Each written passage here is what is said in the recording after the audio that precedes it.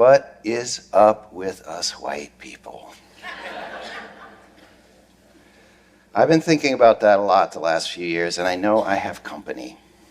Look, I get it. People of color have been asking that question for centuries. But I think a growing number of white folks are too, given what's been going on out there in our country. And notice I said, what's up with us white people? Because right now, I'm not talking about those white people. The ones with the swastikas and the hoods and the tiki torches. They are a problem and a threat. They perpetrate most of the terrorism in our country, as you all in Charlottesville know better than most. But I'm talking about something bigger, more pervasive. I'm talking about all of us, white folks writ large. And maybe especially people sort of like me, self-described, progressive, don't want to be racist, good white people. Right? Any good white people in the room? I was raised to be that sort of person. I was a little kid in the 60s and 70s, and to give you some sense of my parents, actual public opinion polls at the time showed that only a small minority, about 20% of white Americans, approved and supported Martin Luther King and his work with the civil rights movement while Dr. King was still alive. I'm proud to say my parents were in that group. Race got talked about in our house. And when the shows that dealt with race would come on the television, they would sit us kids down, made sure we watched. The Sidney Poitier movies, Roots. The message was loud and clear, and I got it. Racism is wrong. Racists are bad people. At the same time, we lived in a very white place in Minnesota, and I'll just speak for myself. I think that allowed me to believe that those white racists on the TV screen were being beamed in from some other place. It wasn't about us, really. I did not feel implicated. Now I would say I'm still in recovery from that early impression. I got into journalism in part because I cared about things like equality, justice. For a long time, racism was just such a puzzle to me. Why is it still with us when it's so clearly wrong? Why such a persistent force? Maybe I was puzzled because I wasn't yet looking in the right place or asking the right questions. Have you noticed that when people in our mostly white media report on what they consider to be racial issues, what we consider to be racial issues, what that usually means is that we're pointing our cameras and our microphones and our gaze at people of color, asking questions like, how are black folks or Native Americans, Latino or Asian Americans, how are they doing in a given community or with respect to some issue, the economy, education? I've done my share of that kind of journalism over many years. But then George Zimmerman killed Trayvon Martin, followed by this unending string of high-profile police shootings of unarmed black people, the rise of the Black Lives Matter movement, Dylan Roof and the Charleston Massacre, Oscar So White, all the incidents from the day-to-day of American life, these overtly racist incidents that we now get to see because they're captured on smartphones and sent across the internet. And beneath those visible events, the stubborn data, the studies showing systemic racism in every institution we have, housing segregation, job discrimination, the deeply racialized inequities in our schools and criminal justice system.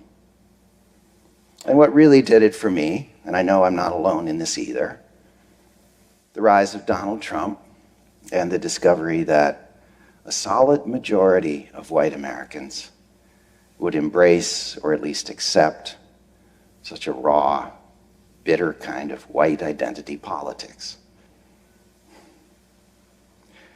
This was all disturbing to me as a human being.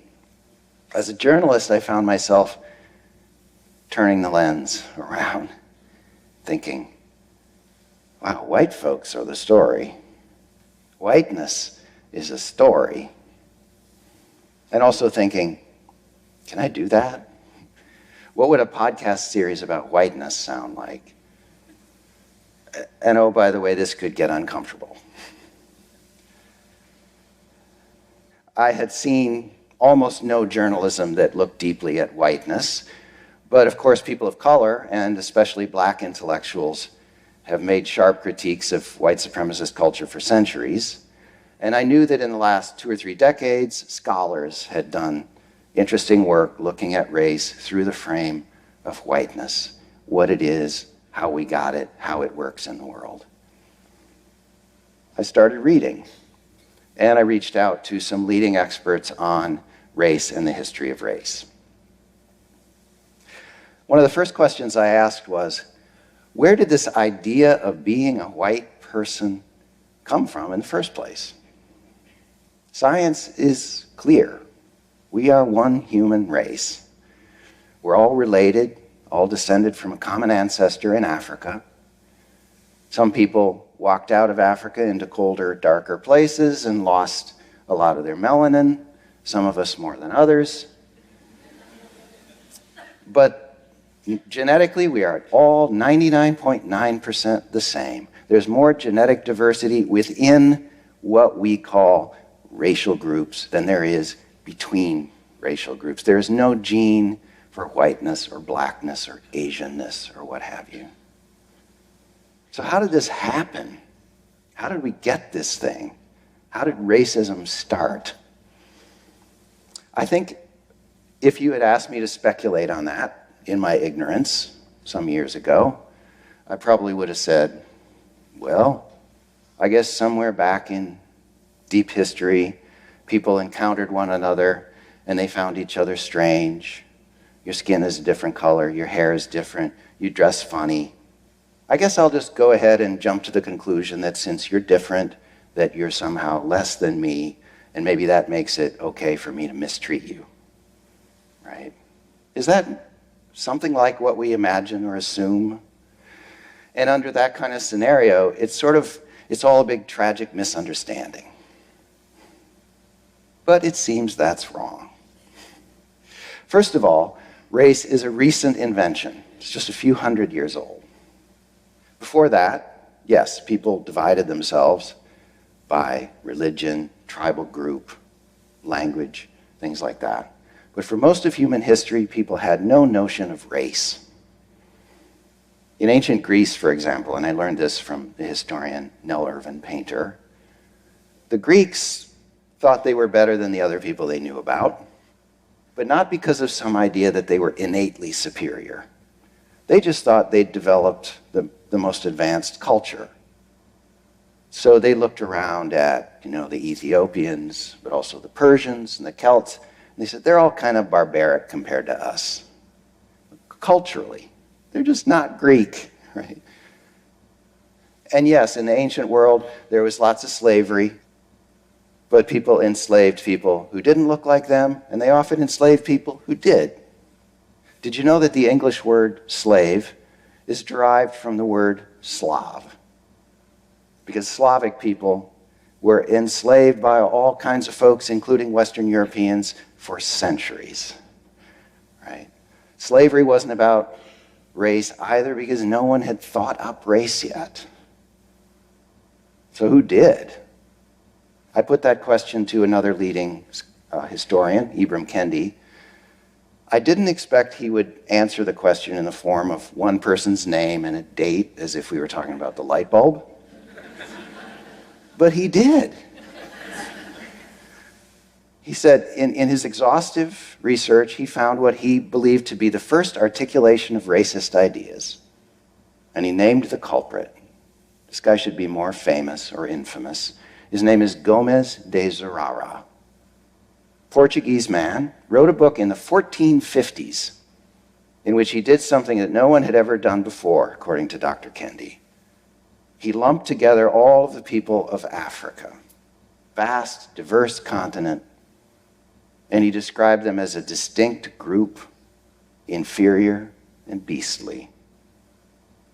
Never mind that in that pre-colonial time, some of the most sophisticated cultures in the world were in Africa. Why would this guy make this claim? Turns out it helps to follow the money. First of all, Zurara was hired to write that book by the Portuguese king. And just a few years before, slave traders, here we go, slave traders tied to the Portuguese crown had effectively pioneered the Atlantic slave trade. They were the first Europeans to sail directly to sub-Saharan Africa to kidnap and enslave African people. So it was suddenly really helpful to have a story about the inferiority of African people to justify this new trade to other people, to the church, to themselves. And with the stroke of a pen, Zurara invented both blackness and whiteness because he basically created the notion of blackness through this description of Africans. And as Dr. Kendi says, blackness has no meaning without whiteness. Other European countries followed the Portuguese lead in looking to Africa for human property and free labor, and in adopting this fiction about the inferiority of African people. I found this clarifying. Racism didn't start with a misunderstanding, it started with a lie. Meanwhile, over here in colonial America, the people now calling themselves white got busy taking these racist ideas and turning them into law. Laws that stripped all human rights from the people they were calling black and locking them into our particularly vicious brand of chattel slavery. And laws that gave even the poorest white people benefits. Not big benefits in material terms, but the right to not be enslaved for life, the right to not have your loved ones torn from your arms and sold, and sometimes real goodies, the handouts of free land to white places like Virginia, to white people only, started long before the American Revolution and continued long after. Now, I can imagine would be people listening to me, if they're still listening, who might be thinking, oh, come on, this is all ancient history. Why does this matter? Things have changed. Can't we just get over it and move on? Right? But I would argue, for me, certainly, learning this history has brought a real shift in the way that I understand racism today. To review, 2 quick takeaways from what I've said so far. 1, race is not a thing biologically. It's a story some people decided to tell. And 2, people told that story to justify the brutal exploitation of other human beings for profit. I didn't learn those 2 facts in school. I suspect most of us didn't. If you did, you had a special teacher, right? But once they sink in, for one thing, it becomes clear that racism is not mainly a problem of attitudes, of individual bigotry. No, it's a tool. It's a tool to divide us and to prop up systems, economic, political, and social systems that advantage some people and disadvantage others. And it's a tool to convince a lot of white folks who may or may not be getting a great deal out of our highly stratified society to support the status quo. Could be worse, at least I'm white. Once I grasped the origins of racism, I stopped being mystified by the fact that it's still with us. I guess, looking back, I thought about racism as being sort of like the flat earth, just bad, outdated thinking that would fade away on its own before long. But now this tool of whiteness is still doing the job it was invented to do. Powerful people go to work every day leveraging and reinforcing this old weapon in the halls of power, in some broadcast studios we could mention. And we don't need to fuss over whether these people believe what they're saying, whether they're really racist. That's not what it's about. It's about pocketbooks and power. Finally, I think the biggest lesson of all, and let me talk in particular to the white folks for a minute. Once we understand that people who look like us invented the very notion of race in order to advantage themselves and us, isn't it easier to see that it's our problem to solve? It's a white people problem. I'm embarrassed to say that for a long time I thought of racism as being mainly a struggle for people of color to fight, sort of like the people on the TV screen when I was a kid. Or as if I were on the sidelines at a sports contest. On one side, people of color. On the other, those real racists, the Southern sheriff, the people in hoods. And I was sincerely rooting for people of color to win the struggle. But no, there are no sidelines. We're all in it. We are implicated. And if I'm not joining the struggle to dismantle a system that advantages me, I am complicit. This isn't about shame or guilt. White guilt doesn't get anything done. And honestly, I don't feel a lot of guilt. History isn't my fault or yours. What I do feel is a stronger sense of responsibility to do something. All of this has altered the way that I think about and approach my work as a documentary storyteller and as a teacher. But beyond that, besides that, what does it mean? What does it mean for any of us? Does it mean that we support leaders who want to push ahead with a conversation about reparations? In our communities, are we finding people who are working to transform unjust institutions and supporting that work? At my job, am I the white person who shows up grudgingly for the diversity and equity meeting? Or am I trying to figure out how to be a real accomplice to my colleagues of color? Seems to me, wherever we show up, we need to show up with humility and vulnerability and a willingness to put down this power that we did not earn. I believe we also stand to benefit if we could create a society that's not built on the exploitation or oppression of anyone. But in the end, we should do this. We should show up, figure out how to take action, because it's right.